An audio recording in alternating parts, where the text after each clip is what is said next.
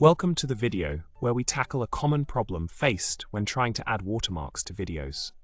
The issue arises when attempting to concatenate video segments with and without watermarks, leading to playback problems.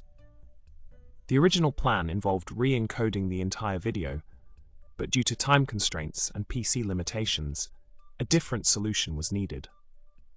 In the provided solution, we focused on using the segment muxer and FLV container format to address the time-based issue and streamline the concatenation process.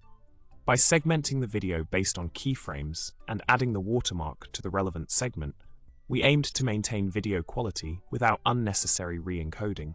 Finally, the segments were concatenated back together without re-encoding, ensuring smooth playback and a streamlined watermarking process. In summary, we successfully addressed the playback issues that arose when concatenating video segments with different characteristics.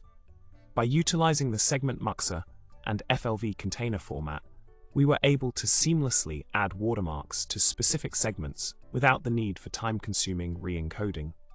Remember to like, subscribe, and comment below with your thoughts and suggestions.